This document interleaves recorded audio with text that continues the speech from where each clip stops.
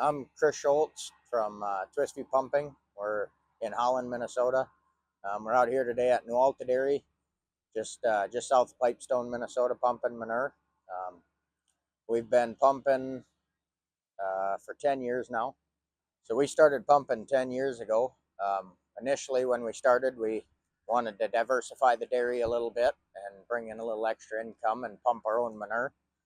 We started with an old single single axle hose cart. There was two of them, 2 miles of 6-inch hose and one little 4 NH TB, pumping 1,000 gallons a minute.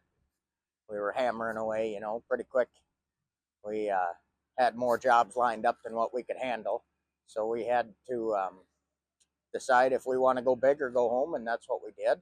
And we went down to Manning to the pump school and started talking to them over some beers at night, and Ben pulled us into his office and kind of gave us the rundown of what he could do and how he could help us get to where we want to be and where we are today. And we bought these original 4 hose carts. I think we got number 1, number 3, number 6, and number 7. Them were the first 4 that we bought. Them were the only 4 that we bought. We bought 10-inch hose. When we were going through it, talking to Ben about it, we told him what we wanted. We wanted to pump we wanted to pump dairy manure, no hog manure. We wanted to be able to do it quickly, efficiently, and be done before it got too cold out. We're the boys down in Canton, they like to tease us and call us fair weather pumpers, but I like to pump in a t-shirt, not a Carhartt. And here we are today, all bundled up, Minnesota weather.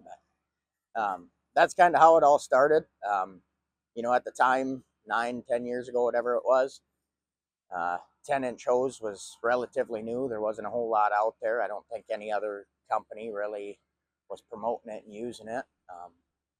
When we talked to Puck and when we were down there, you guys were running it on your own crew already, and we liked the way it looked, and we liked the efficiencies that we could get with it on dairy manure, and that's what we kind of went with. And so the original 4 TTR 20s that we bought, we liked the way that they were set up. We liked the ease of them and how easy they were to handle. They were big enough, but they weren't too big.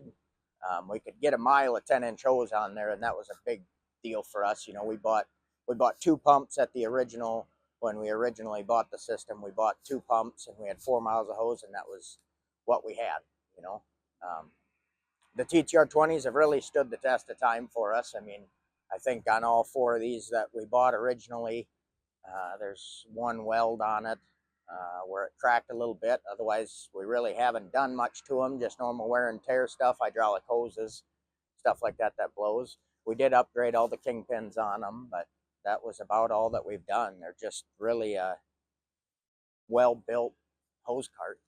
So when we started, we bought all Puck equipment, and back then Puck was really the only company that had 10-inch hose and the equipment to deal with the 10-inch hose. Like the hose carts were first of their kind, really.